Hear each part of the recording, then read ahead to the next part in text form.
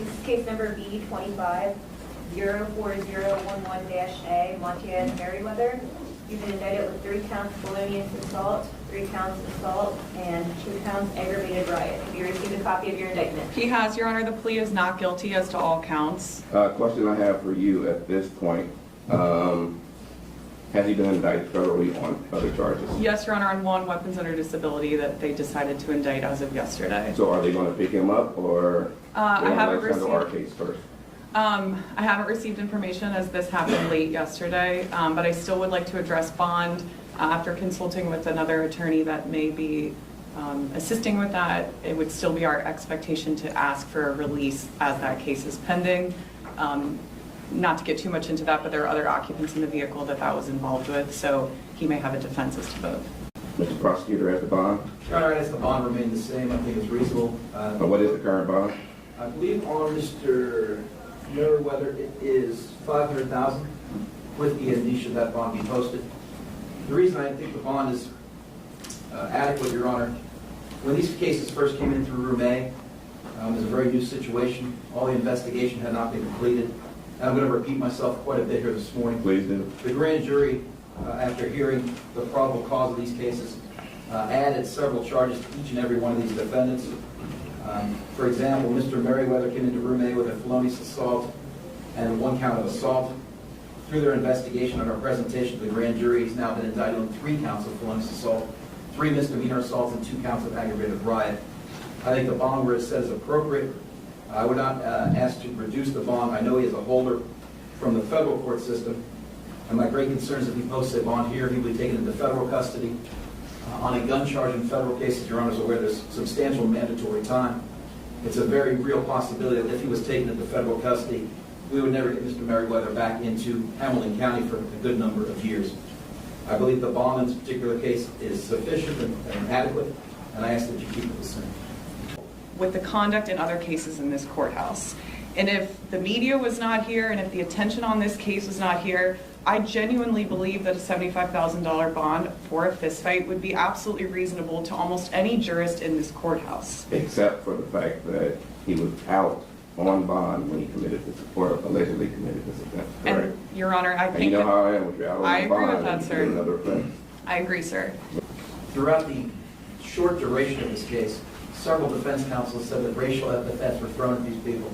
That was 1 minute and 47 seconds into this brutal beatdown. Were the words said? Yes. Were they inappropriate? Absolutely. But these poor people were being assaulted, stomped, WWE-style elbow drops onto pavement. One woman was knocked out to the point that her head hit the pavement. We could be here on a homicide. For counsel to say that he is only responsible for misdemeanor assault is beyond the pale. And against all the facts, she has not seen all the videos. Nobody has except myself and the officers involved here. Again, he was out on a bond for a weapons charge when he chose to get involved in this brutal beatdown. And again, so the word goes out, the word is clear. The horrible racial epithet was 1 minute and 47 seconds into these people being beaten, stomped, knocked unconscious. I don't want there to be any type of misunderstanding about this. This fight was started by these defendants. They followed them on the corner. They told them, quote, "You are at the wrong party. Get off this corner." And that's where these assaults started. I think the bond is appropriate. This man has already out on a felony charge. He has now been indicted federally. And I'd ask you to keep the bond the same. Based on the fact of his prior record, the allegations, the fact that he has a federal holder, and he was out on bond when this occurred, the bond will remain the same. Dekyra Vernon. Good morning. Mr. Bennett, state your name for the record. Clyde Bennett on behalf of the defendant, Ms. Vernon. This is case number B25-04011-B, Dekyra Vernon. You've been indicted with 3 counts of assault, 2 counts aggravated riot, and 3 counts felonious assault. Have you received a copy of your indictment? She has. The plea is not guilty. State want to go first as the bond. Your Honor, we're asking to keep the same bonds. My understanding, Ms. Vernon's bond is $200,000 with EMD if she's able to post that. I'm not asking to raise the bond, even though there has been additional charges. Again, I'll say this for every defendant. The grand jury added 2 counts of felonious assault, 2 counts of misdemeanor assault against Ms. Vernon.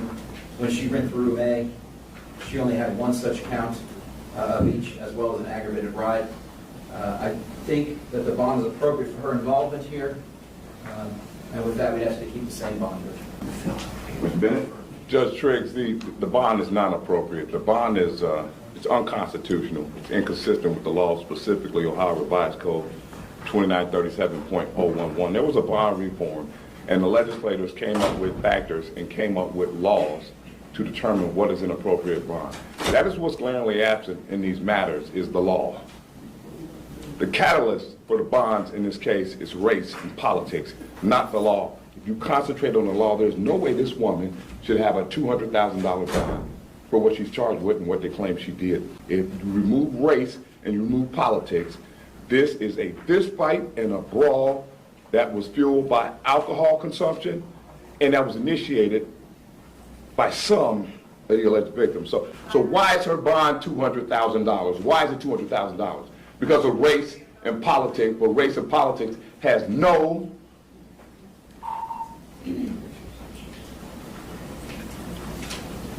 it should not be considered in a court of law.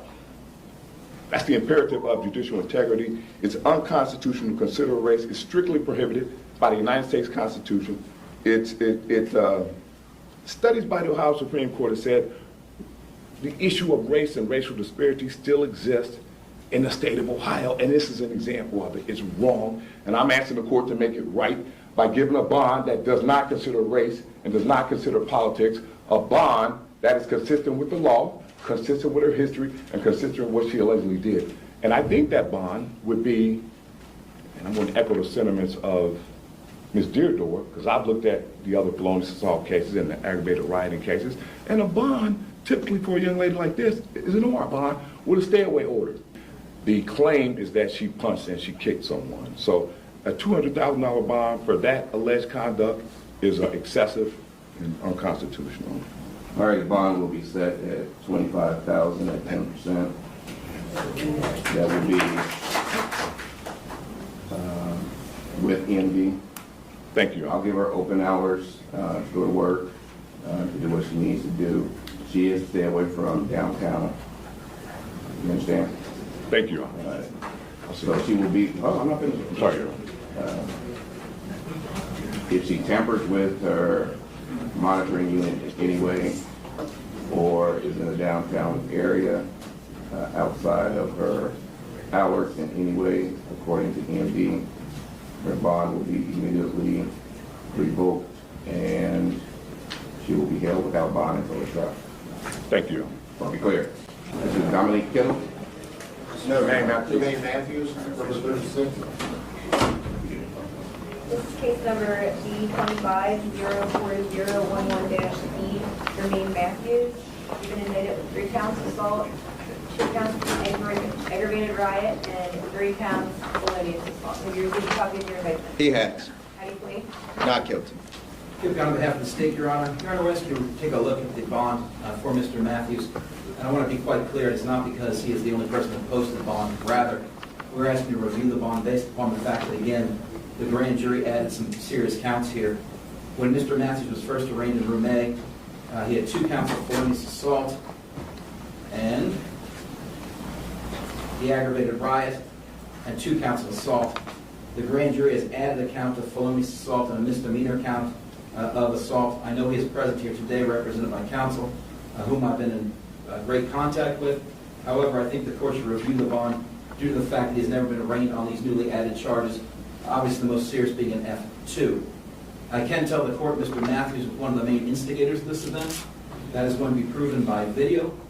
He is, if not the first, he is one of the first 2 that strike prosecuting witness GN. He was the instigator. He was, quote unquote, the leader and had some of the most involvement in this matter. As I indicated to the court before, there was a co-defendant, Ms. Vernon, who was just before Your Honor, that was getting items to and from a car. And we believe that vehicle was Mr. Matthews' vehicle. He had several vehicles parked on that corner, which seemed to be his main concern. He felt that this was his corner. And he and another co-defendant, who was yet to be heard this morning, approached these individuals, told them they were at the wrong, quote unquote, the wrong party, and that they were going to make sure that they got off that corner, and that's what they did. I would ask for a bond increase commensurate with an F2. I'm not overly concerned with the misdemeanor assault, but I wish the court would review it based upon the addition of the felonious assault count by the grand jury. Trying the case, but my client is the individual who was slapped by the white man who has not been charged. I know that there were several skirmishes that day. We vehemently disagree with the argument that he was trying to get someone off of his corner. He was there legally operating his business. That's why he had 3 vehicles there. Again, irrelevant, but that's why he was there. Mr. Fox made reference, and he's the first counsel to do so, about this infamous quote-unquote slap. I want to let the court be aware, at the time of this contact, GN had already been assaulted by 2 individuals, including this man here. He was hit from behind by Mr. Matthews and another individual. He was kicked from behind. So this assertion that they started this is completely not supported by any of the evidence that we have at this point. This man was wearing a red shirt. You can see him throughout the entire video. His conduct is violent. His conduct is more than mutual combat. He instigated it, he performed and participated throughout the entire beating, where 3 people suffered serious brain trauma. We blow off concussions, oh, it happens all the time. Where's my time? But I want the court to be aware, this is the man that started. This is another false narrative through the media, through the release of people's social media. That so-called slap was 47 seconds already into the assault. Already into GN being beaten for no reason by at least 2 individuals. The grand jury in their wisdom added a felonious assault. I think it's important for the court to consider that. And I'd ask you to set a bond on those new counts. Thank you. All right, the monetary portion of the bond will remain the same. As far as the EMD lockdown, I'm going to give Mr. Matthews the opportunity to remain employed. So he will be allowed out only for employment purposes and also visit counsel and for court appearances. Thank you, Your Honor. Thank you. This is case number B25-04011-E, Dominique Kittle. He's been indicted with 3 counts assault, 3 counts felonious assault, and 2 counts aggravated riot. Have you received a copy of your indictment? He has pleads not guilty. State as the bond.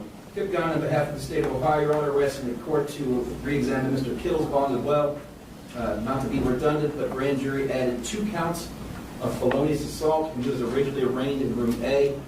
He had 1 count of ag riot, 3 counts of misdemeanor assault, and 1 count of felonious assault. As I indicated, the grand jury, after hearing the probable cause in this case and reviewing the evidence, has added 2 counts of felonious assault.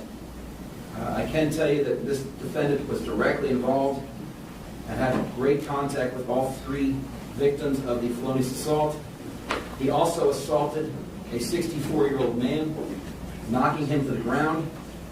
This particular defendant repeatedly, for lack of a better term, used a flying elbow, would jump in the air, came down with his elbow onto this victim's head on asphalt, at least twice, if not 4 times. My memory is not what it used to be, but it is directly attributed to this defendant. It was a vicious and savage attack on an elderly person who had done no harm to this defendant whatsoever.